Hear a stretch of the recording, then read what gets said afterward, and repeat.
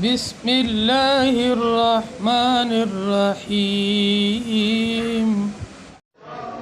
مفتی صاحب کے بیانات کے لیے مفتی صاحب کے یوٹیوب چینل کو سبسکرائب کریں۔ الحمدللہ نحمده ونستعینه ونستغفره ونؤمن به ونتوکل علیہ ونعوذ باللہ من شرور انفسنا ومن سیئات اعمالنا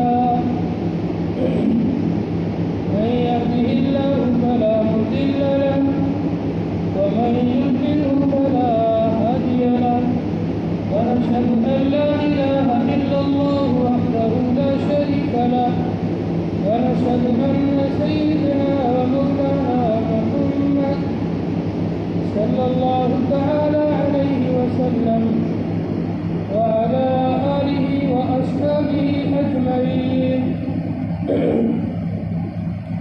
أما بعد قال الله تبارك وتعالى في كتابه المجيد أعوذ بالله من الشيطان الرجيم بسم الله الرحمن الرحيم يا أيها الذين آمنوا بالله ورسوله والكتاب الذي نزل على رسوله والكتاب الذي أنزل من قبل وقال النبي صلى الله عليه وسلم إن أولى الناس المتقون من كانوا وحيث كانوا أو كما قال النبي صلى الله تعالى عليه وسلم رب اشرح لي صدري ويسر لي أمري واحلل عقدة من لساني يفقهوا قولي واجعله وزيرا من أهلي اللهم صل على سيدنا وشفيعنا وسندنا ومولانا محمد وبارك وسلم كما تحب وترضى عدد ما تحب وترضى۔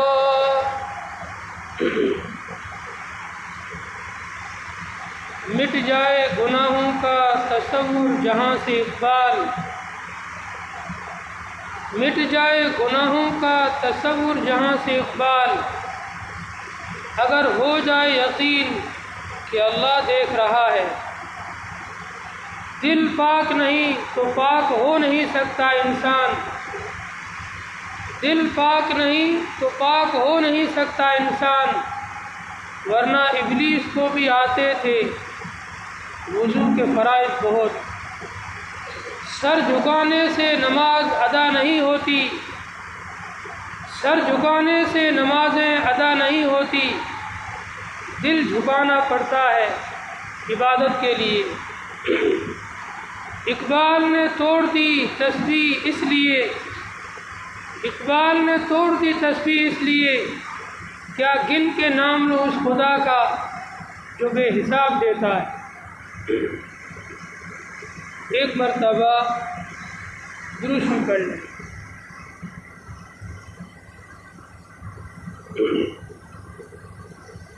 اللہ تبارک و تعالیٰ کا بے انتہا کرم، احسان، فضل اور شکر ہے کہ اس رب کریم نے ہم سب کو بے حساب نعمتوں سے مالا مال فرمایا۔ انسان ہر لمحہ،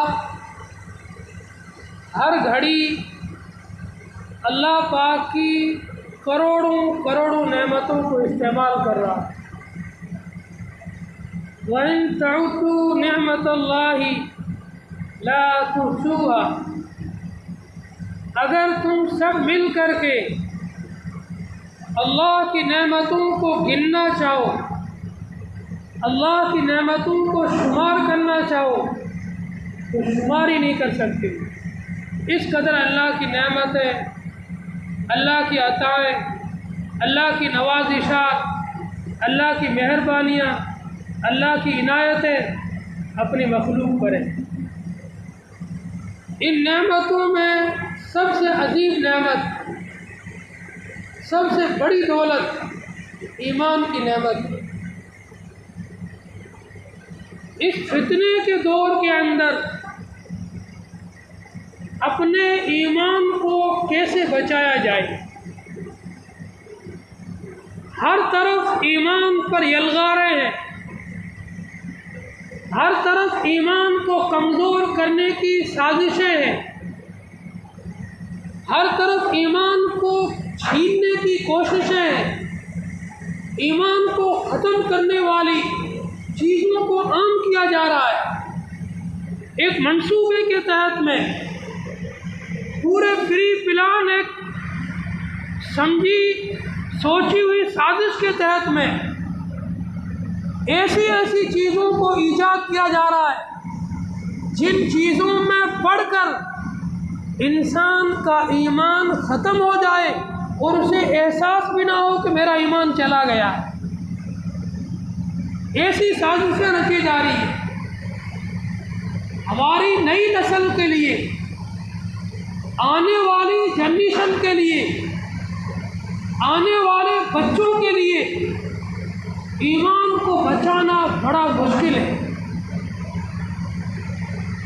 آپ نصاب تعلیم کو دیکھیں، جو بنیادی چیز ہے، معاشرے کی بنیادی ضرورت ہے انسانوں تک صحیح علم پہنچایا جائے، بچوں کو صحیح تعلیم سے آگاہ کیا جائے، اور بچوں کی تعلیم کی جو نصاب کی کتابیں ہیں ان میں ایسی چیزوں کو داخل کیا جا رہا ہے جس کے پڑھنے سے، جس کے سمجھنے سے انسان کا ایمان رخصت ہو جاتا ہے اور اسے خبر بھی نہیں لگتی ہے کہ میرا ایمان چلا گیا ہے۔ اب ایسے فتنوں کے دور کے اندر اپنے ایمان کو کیسے بچایا جائے، اپنے ایمان کی حفاظت کیسے کی جائے؟ قرآن پاک کے اندر، احادیث کے اندر اس کی رہنمائی ملتی ہے۔ سب سے پہلے قرآن پاک کی آیت دیکھیے، اللہ فرماتے ہیں یا ایھا الذین آمنوا آمنوا باللہ ورسولہ، سورہ نساء آیت نمبر 136۔ ابھی 4 دن پہلے ہی فجر میں اس کی تفسیر کی ہے۔ اللہ فرماتے ہیں اے ایمان والوں، اللہ اور اس کے رسول پر ایمان لے آؤ۔ یہ عجیب حکم ہے۔ مسلمان کہتے ہیں ہم تو پہلے سے اسلام قبول کر چکے ہیں، ہم تو پہلے سے ایمان لا چکے ہیں، پھر اللہ ہمیں کہہ رہا ہے کہ اے ایمان والوں تم اللہ اور اس کے رسول پر ایمان لے آؤ، تو ہم کیسا ایمان لے آئے؟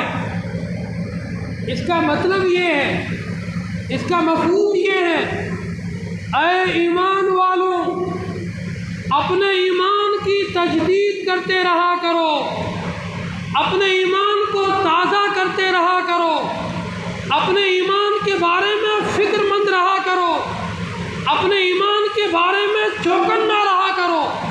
کہیں ایسا نہ ہو کسی عمل کی وجہ سے، زبان سے کسی بات کے نکلنے کی وجہ سے تمہارا ایمان چلا جائے اور تمہیں خبر بھی نہ لگے۔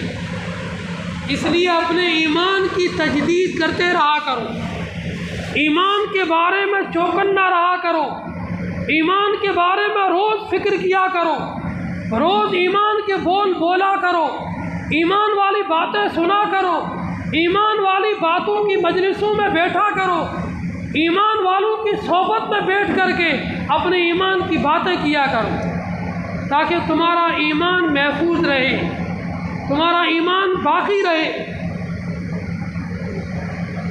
یا ایھا الذین آمنوا آمنوا باللہ ورسولہ، اے ایمان والوں اللہ اور اس کے رسول پر ایمان لے آؤ، والکتاب الذی نزل علی رسولہ، اس کتاب پر پر بھی ایمان لے آؤ جو اللہ نے اپنے آخری رسول حضرت محمد الرسول اللہ صلی اللہ علیہ وسلم پر نازل فرمائی، قرآن پاک۔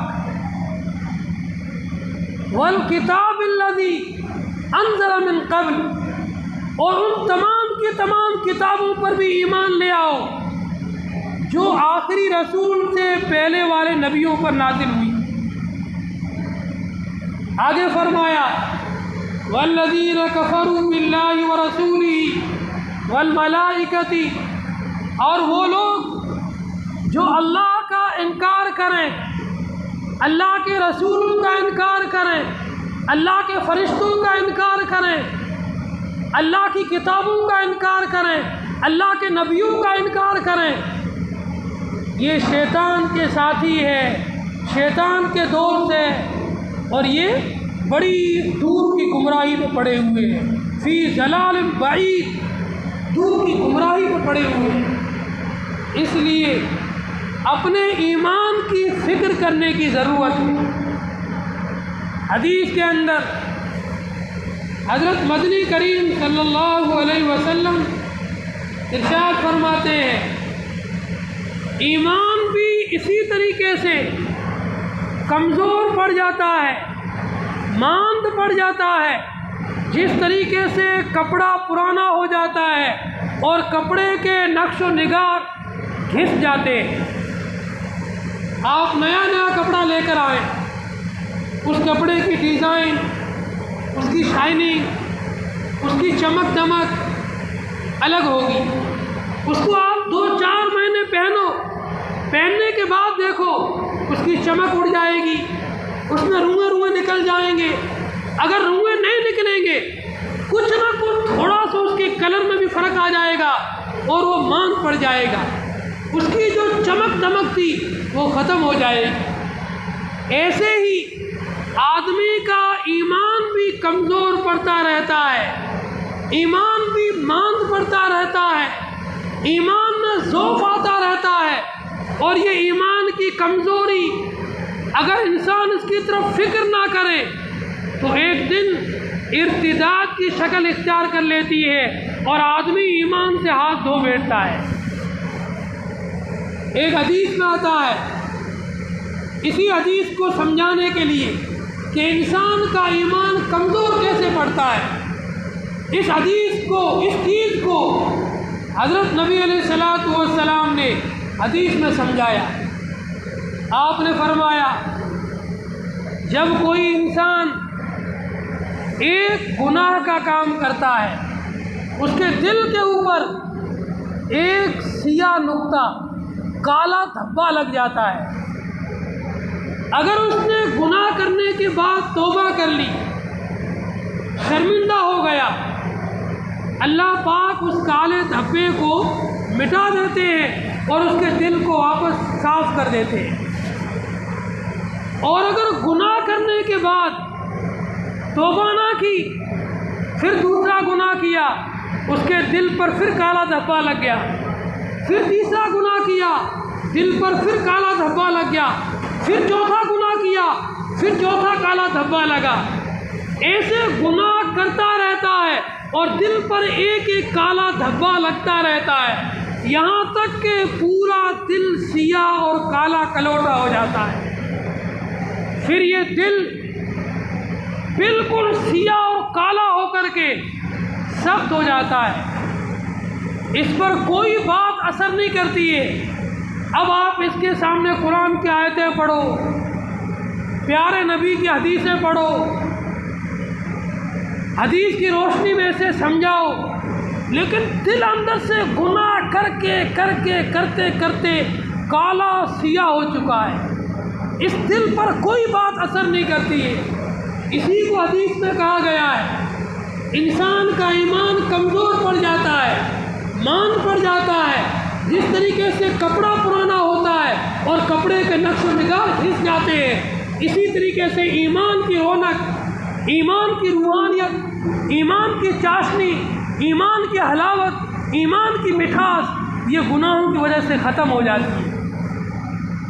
جن لوگوں کو اللہ نے ایمان کا نور عطا فرمایا ہے، ایمان کی مٹھاس عطا فرمائی ہے، ایمان کی جاذبیت عطا فرمائی ہے، انہیں گناہ کرتے ہوئے ڈر لگتا ہے۔ حدیث کے اندر پیارے نبی حضرت مدنی کریم صلی اللہ علیہ وسلم مثال دے کر سمجھاتے ہیں، ایمان والے کی مثال ایسی ہے، اگر کبھی خطا سے غلطی سے اس سے کوئی گناہ سرزد ہو جاوے، اس سے کوئی اللہ کی نافرمانی والا کام ہو جاوے، وہ اس کو اتنا بڑا سمجھتا ہے جیسے اس کے سر کے اوپر پہاڑ رکھ دیا گیا ہو۔ یہ ایمان والے کی مثال ہے۔ کبھی اگر انسان ہونے کی وجہ سے اس سے کوئی گناہ سرزد ہو جاوے، کوئی لغزش غلطی ہو جاوے، اس کو اتنی بڑی سمجھتا ہے جیسے اس کے سر کے اوپر بھاری بھرکم پہاڑ کو رکھ دیا ہو۔ اور منافق کی مثال کتنا ہی بڑا گناہ کر لے ایسی ہے جیسے بدن کے اوپر مکھی بیٹھی تھی اور اس کو یوں کر کے اڑا دیا۔ ایک منافق آدمی، نافرمان آدمی، فاسق اور فاجر آدمی، اسے گناہ کرتے ہوئے ذرا بھی حیا نہیں آتی ہے، ذرا بھی شرم نہیں آتی ہے، جھوٹ بھی بول دے گا، زنا بھی کر لے گا، چوری بھی کر لے گا، اور بھی کوئی گناہ کر لے گا، اور اس کو پھر شرمندگی بھی نہیں ہوتی۔ اور ایک ایمان والا بندہ اگر کبھی غلطی سے بھول چوک ہو گئی، کوئی گناہ سرزد ہو گیا، اس کو بہت بڑی چیز سمجھتا ہے اور فوراً اس سے توبہ کرتا ہے۔ اس لیے ایمان کی فکر کرنے کی ضرورت ہے۔ علماء لکھتے ہیں انسانوں میں جن کو ایمان ملا ہے، دو طرح کے لوگوں کو ایمان ملا ہے۔ ایک وہ جماعت ہے جن کو ابدی ابد ہمیشہ کے لیے ایمان مل گیا، دوسری وہ جماعت ہے جن کو عارضی طور پر ایمان کی نعمت ملی ہے، کچھ وقت کے لیے ایمان ملا ہے، پھر واپس یہ ایمان سے پھر جائیں گے۔ اس لیے آپ دیکھتے ہوں گے میڈیا کے اوپر، اخباروں میں، چینلوں پر، ٹی وی میں، فلاں علاقے میں اتنے لوگ مرتد ہو گئے، فلاں علاقے میں اتنے لوگوں نے فلاں دھرم قبول کر لیا۔ یہ مرتد کیوں ہو رہے ہیں؟ اس کی وجہ یہ ہے کہ ان کو عارضی طور پر ایمان ملا تھا، ایمان کی نعمت ملی، اس کی قدر نہیں کر پائے، اللہ نے اس نعمت کو واپس چھین لی۔ اس لیے حدیث میں آتا ہے یاتی علی الناس زمان، لوگوں پر ایسا زمانہ آئے گا، الفتن کا قطع اللیل، ایسے ایسے فتنے رونما ہوں گے، زمانے میں ایسے ایسے فتنے روبرو ہوں گے، ایسے ایسے فتنے برپا ہوں گے۔ رات کی اندھیری کیسی چھاتی ہے، پوری دنیا پر اندھیرا چھا جاتا ہے، اسی طریقے سے فتنے پوری دنیا میں عام ہو جائیں گے۔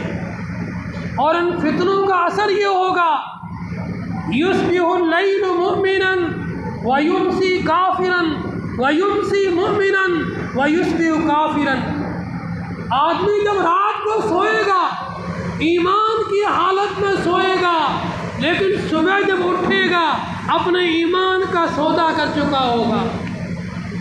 کسی دنیاوی لالچ میں آ کر کے، کسی عہدے کی لالچ میں آ کر کے، مال کی لالچ میں آ کر کے، کسی تھوڑی سی دنیاوی چیز کی لالچ میں آ کر کے اپنے ایمان کا سودا کر دے گا، اپنے ایمان کو بیچ دے گا۔ صبح کو آدمی مومن ہوگا، دنیا کمانے کے لیے بازار میں نکلے گا، شام کو جب گھر لوٹے گا اپنے ایمان کو بازار میں بیچ کے آ جائے گا۔ ایسا دور آئے گا لوگوں کے اوپر۔ اسی لیے حضرت نبی علیہ الصلوۃ والسلام نے اپنے صحابہ کو کتنی ایمان کی فکر دلائی۔ ایک حدیث کا واقعہ سناتا ہوں۔ حضرت معاذ بن جبل رضی اللہ تعالیٰ عنہ بڑے جلیل القدر مشہور صحابی ہیں۔ حدیث کی کتابوں میں سیاہ ستہ کے اندر بخاری، مسلم، ترمذی، ابو داؤد، نسائی، ابن ماجہ، جب آپ ان کتابوں کو دیکھیں گے تو حضرت معاذ بن جبل سے کئی حدیثیں مروی ہیں۔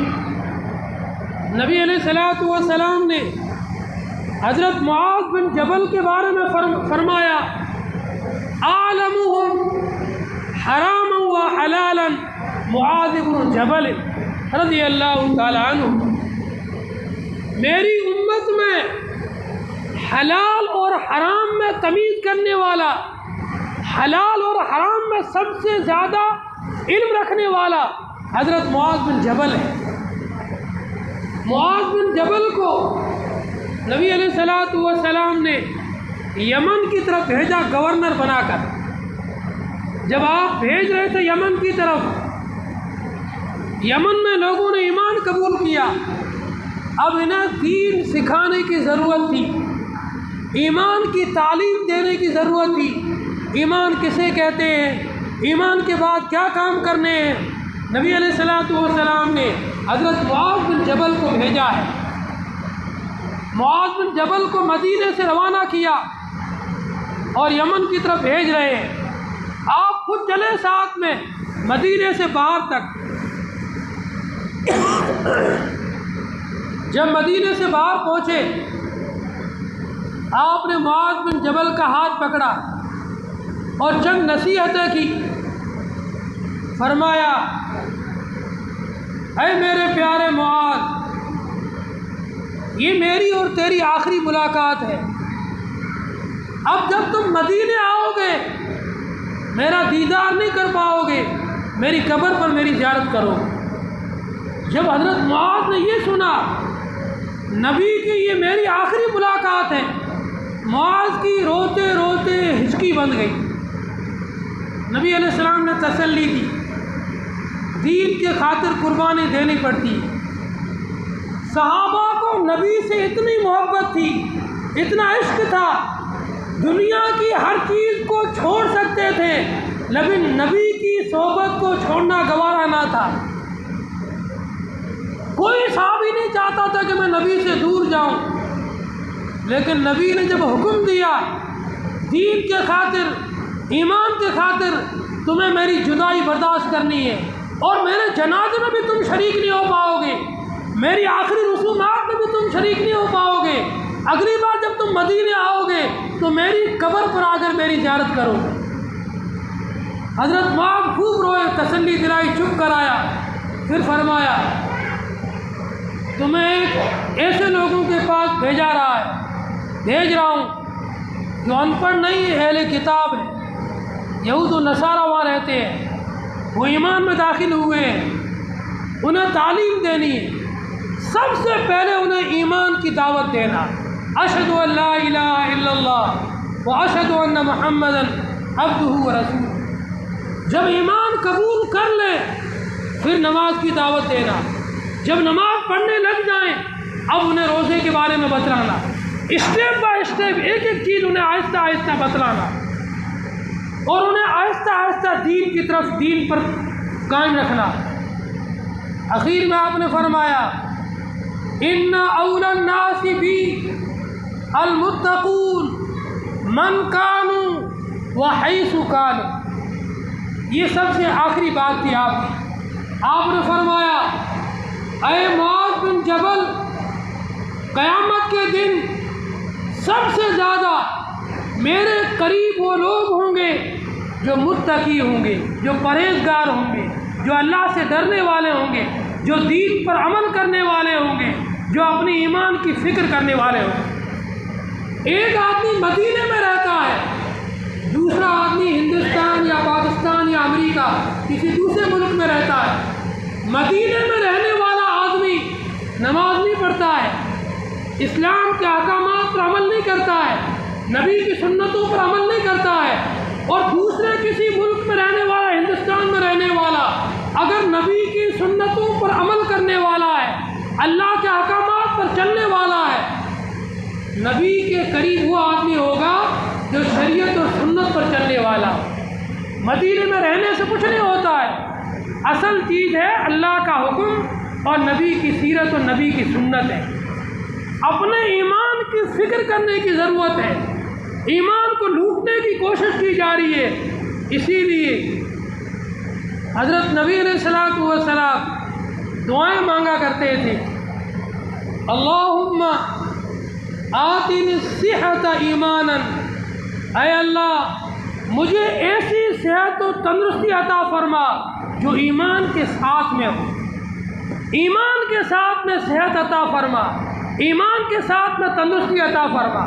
دوسری حدیث میں آپ نے فرمایا اللہم انی اسألک ایمانا دائما لا کفر بعدہ، اے اللہ میں آپ سے ایسے ایمان کا سوال کرتا ہوں جس ایمان کے بعد میں کفر کی طرف پلٹنا نہ ہو، کفر کی طرف جانا نہ ہو۔ اس لیے جب نبی علیہ الصلوۃ والسلام کو اور آپ کے صحابہ کو ایمان کی اتنی فکر تھی کہ وہ اللہ سے دعائیں کرتے تھے کہ اللہ ہمیں ایمان پر ثابت قدم رکھ، اللہ ہمیں ایمان پر جمائے رکھنا، کہیں ایسا نہ ہو کہ ہم کسی دنیاوی لالچ میں پڑ کر کے ایمان سے پھر کر کے کفر کی طرف چلے جائیں۔ جب صحابہ کو یہ فکر تھی تو اس فتنوں کے دور میں، اس فتنے کے زمانے میں ہمیں اور آپ کو کتنی ایمان کی فکر کرنے کی ضرورت ہے۔ ہر انسان اپنے گریبان میں جا کے اپنے بارے میں سوچے، اپنے بارے میں فکر کرے کہ ہمیں ایمان کے بارے میں کتنا فکر مند ہونے کی ضرورت ہے۔ آج دیکھیں ایمان کو کمزور کرنے کی کیسی کیسی چیزیں ایجاد ہوئی ہیں، یہ موبائل ہے، ٹی وی ہے، یہ ایمان کو برباد کرنے کی چیزیں ہیں۔